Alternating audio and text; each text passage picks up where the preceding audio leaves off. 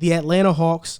They signed Danilo Gallinari. They signed Bogdan Bogdanovic. Clint Capella's coming. The name. Exactly. I like how you just did that. Will the Atlanta Hawks make the playoffs? What do you guys think? I think ceiling should definitely be playoffs. The only thing I'm really concerned about is the lineup situation. You know, how their problem last year was defense. They were one of the worst defensive teams in the league. But now if you're starting, who are you going to start? Because if you start Trae Young and Bogdan, I think we all know Bogdan isn't a defender. You start Gallinari, he's a good defender, but then John Collins is a terrible defender. So now it's kind of like you have three defenders in that are terrible, and Clint and Danilo who has to start Gallinari, you'd have to put him at the 3. Yeah, and he's not a 3 quick defender. enough. He's a 4 to guard 3s. He can guard 4s, but he can't. He can guard bigs like that play the 4. That's so it's confusing on their line. They have a tricky situation here, but I think their ceiling should be playoffs. You know, it's the East. They're that team that's coming up. They should be that 6th to 8th spot.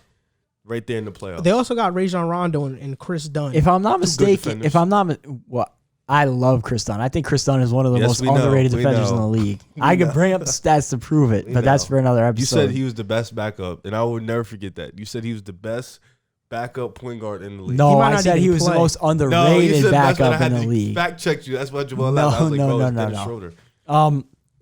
But you mentioned lineups. If I'm not mistaken, they started Kevin Huerter at the 2 most games last year. Oh, so somebody commented Gallo is going to be the backup 4. So they confirmed that he's the backup 4. Smart. Okay. So John Collins. That's a lot of money for a backup. Exactly. $20 million, but whatever. So you have to imagine, personally, what I would do. I know that this is essentially playing positionless basketball, not in the same sense. I would definitely start either Rondo or Chris Dunn with Trae Young, because there is no... Defensively, you need one of those 2 guys out there with Trae Young. I'm sorry. Trae Young is arguably the worst perimeter defender in the league. I just think that you need one of those 2 guys out there to complement him defensively, especially considering how bad you are throughout the rest of the lineup. I would say Rondo. That was a hot take. I would say I mean, like, you can't start Chris Dunn at the 2. You can't start Chris Dunn, and you can't start Rondo at the 2. I think Bogdan should be the starter. My only concern with Atlanta is that Atlanta has too much offense and not enough defense. Yeah. This was a team that was 30th in points allowed per game. Capella's a plus defender. So is Onyeka. Who knows what Onyeka's role is going to be? Rondo's a plus defender. Chris Dunn's a plus defender.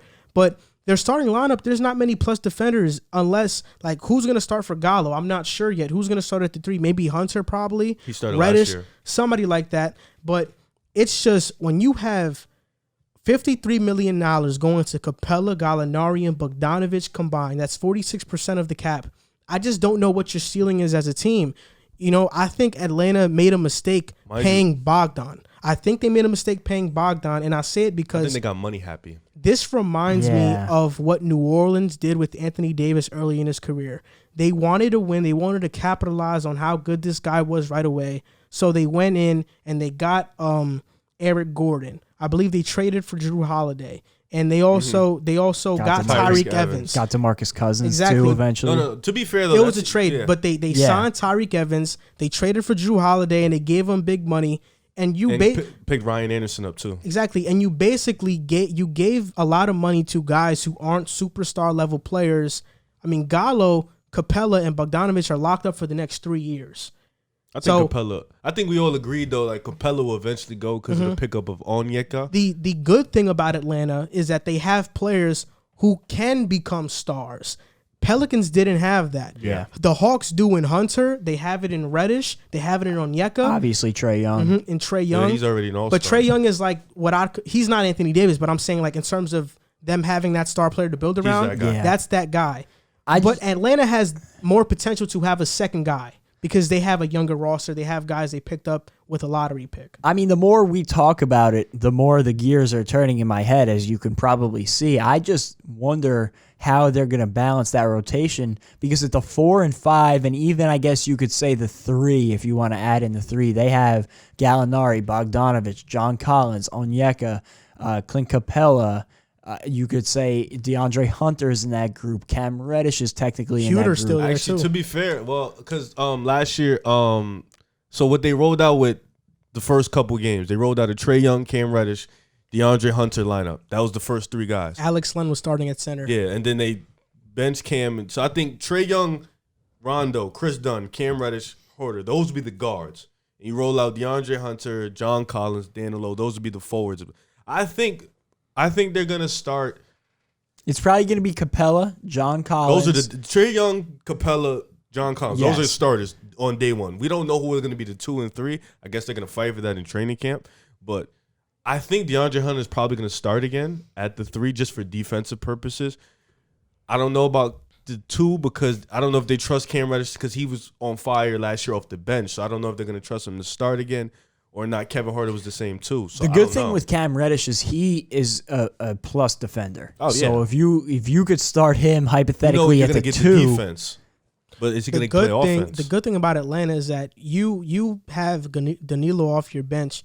He can be a 6th man of the year. And if you have a bench of Rondo, Gallinari, I think Bogdan and let's say too. If Bogdan comes off the bench, that's the best bench in the NBA along with Onyeka.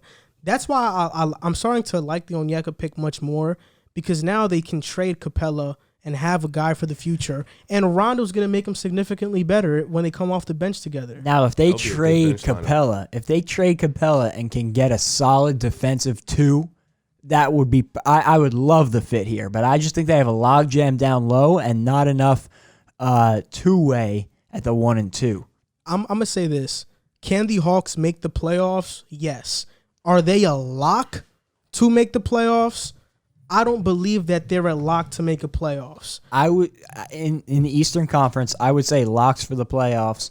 I'm confident in the Bucks, the Celtics, the Heat, the Sixers, if they stay healthy, the Nets, and then I guess you get into the Raptors. I would feel pretty confident in. That's 6 teams that I think are locks for the playoffs. Exactly. I was counting the same teams. So now they have to compete with Charlotte, Indiana, Orlando, and Washington. For 2 spots. Yeah, exactly. I could easily see them making it. It's just a question of fit. Indiana has more of a shot to be like kind of a lock.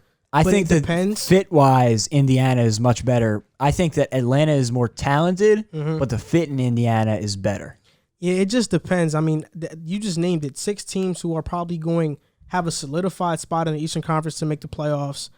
It's going to be tricky because Atlanta, they're going to fight for those last 2 spots. And I don't know, do you trust them over Orlando, who has Steve Clifford, who's a good coach? That's another thing. I'm not sure if I trust Lloyd Pierce too much yet. Yeah. Like, it's really weird. But last year, their starting lineup was Trae Young, Kevin Huerter, DeAndre Hunter, John Collins, and it was a variation between Alex Len, Bruno Fernando, and Cam Reddish. So, obviously, they're getting a major upgrade this upcoming season, and it's a huge possibility that they make the playoffs as well. Did I just hear somebody say that Orlando is a surefire spot in the playoffs? No, but there. So we said no. We're saying that's what they got to compete with. So we said the Bucks, the Raptors, the Celtics, the Heat, the Sixers, and the Nets are locks for the playoffs.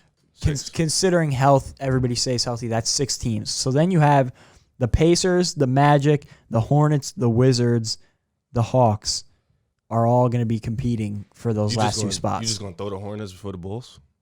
Oh, I forgot. The Bulls are one of them too, but I guess so. You could talk about the Bulls. They need a lot of development. Don't do that to us. Don't. We would. You know what? I ain't got time. I mean, I think you're pretty even with Charlotte, but you know it's whatever. Same thing. It's going to be hard to make the playoffs, but I think Atlanta can do it. They have the talent to. I think the most important thing for you guys this year was head coach.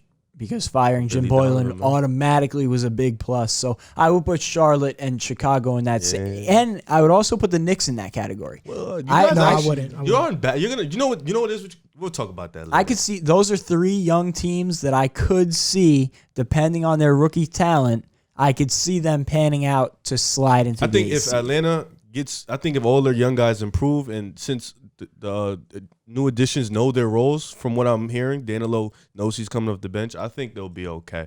Hey, what's up, guys? You just finished watching a clip of the Pick a Side podcast. My name is Joel Moran. My name is Jack Barteck. And my name is River Brown. And we are your hosts for this podcast. We want to thank you guys for watching the clip. Like, subscribe, and comment, and share if you would care to, because it helps us grow. We're trying to make this a full-time thing. Thank you guys for watching. Thank you guys for supporting, and see you next time.